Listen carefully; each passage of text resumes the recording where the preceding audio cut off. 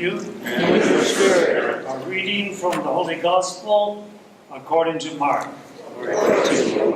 Jesus said to the crowds, "This is how it is with the kingdom of God. It is as if a man were to scatter seed on the land, and would sleep and rise night and day, and through it all the seed would sprout and grow, and he knows not how. Of its own accord, the land yields fruit, first the blade, then the ear, then the full grain of the ear. And when the grain is ripe, he wields the sickle at once, for the harvest has come." He said, "To what shall we compare the kingdom of God? Or what parable can we use for it? It is like a mustard seed that when it is sown in the ground is the smallest of all the seeds on the earth. But once it is sown, it springs up and becomes the largest of plants and puts forth large branches so that the birds of the sky can dwell in its shade." With many such parables, he spoke the word to them as they were able to understand it. Without parables, he did not speak to them, but to his own disciples, he explained everything in private. The Gospel of the Lord. Praise to you, Lord Jesus Christ. Good afternoon.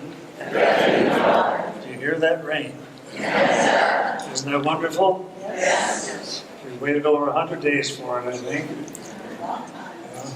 Well, first of all, I need to say it's really good to be with you. It's good to see you.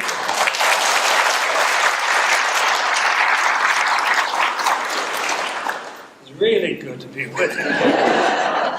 Really good to be with you. And I also want to say thank you to all of you. It was a wonderful retirement party a couple of weeks ago. And also for all of your cards and letters and gifts. I appreciate it all. And I really intend to acknowledge it all. And I'll do it by the end of the year, I'm sure. Okay. And first of all, before I leave you with a little thought to take home, do you have any questions at all you want to ask me? Go ahead. This is your chance. Any questions at all?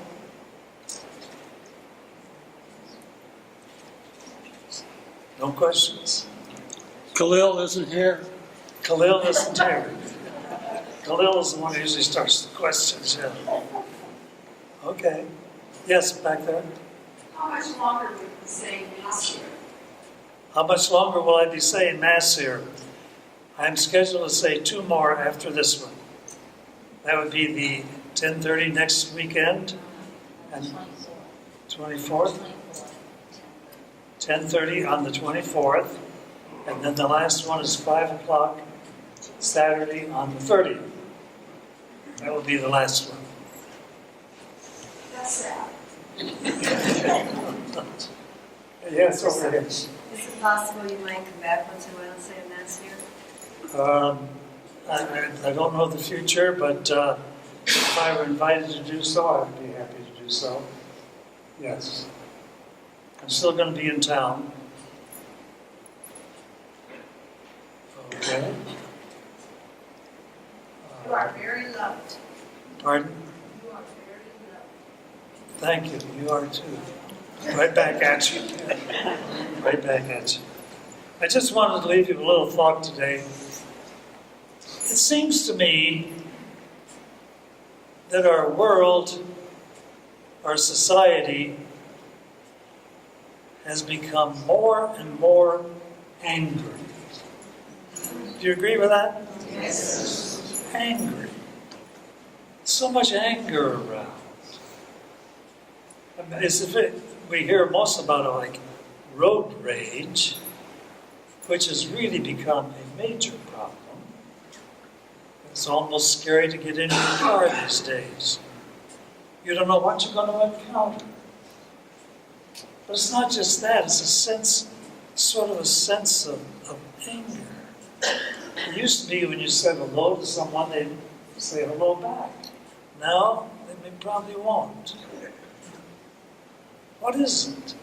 What has happened to us that has made there are fewer and fewer subjects that people can talk about with each other without anger?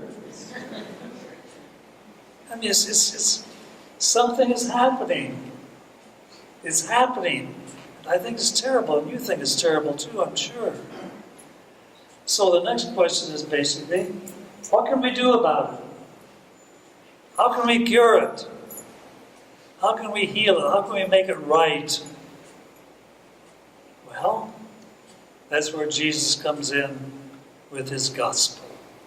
All right? How to cure anger is by doing the opposite. The one big word is kindness. That's the word. Kindness. I don't have to say anything more. You need to be treated kindly. I need to be treated kindly. You need to treat other people kindly. In the way you speak about them, the way you treat them. I need to be kindly to others, the way I speak about them and the way I treat them. It's all a matter of kindness. Little things. Is it difficult to be kind? No. It's really rather easy. You know? But then you say, oh sure, I can be kind. I can smile at people. And I can speak to them. And I can do nice little things for them and so forth. But that's not going to change the world. It is. That's the point of the gospel. Listen to Jesus. The kingdom of God is like somebody goes out and sows seeds in the earth, and then he goes to bed and he sleeps and he gets up and goes back to bed, and all the time the seed is growing, becomes a little blade, finally becomes full kernels of wheat, and he doesn't even know how it happens. That's the way it is with us, with our little acts of kindness. We sow those, and we go to bed, we sleep, we get up, and we don't know how it happens, but it does. Then it goes on to say, the kingdom of God is like a mustard seed, the smallest of all the seeds. Yet you put it in the ground, and it grows into one of the largest bushes with branches so big the birds come to nest there. That's the kingdom of God, like a mustard seed. What Jesus is saying to you and to me is this. You don't have to do heroic things. You know? You don't have to have books written about you or anything like that. Just be kind in every little way that you can, every day. And that kindness grows like the mustard seed. It grows like the seed that is thrown into the earth by the farmer. And we don't even know how it all happens, but it does. That's the message of our gospel. We don't have to be heroes. We don't have to be heroic. We don't have to do dramatic things at all. Just be kind. Doesn't that sound easy? It really isn't difficult to be kind.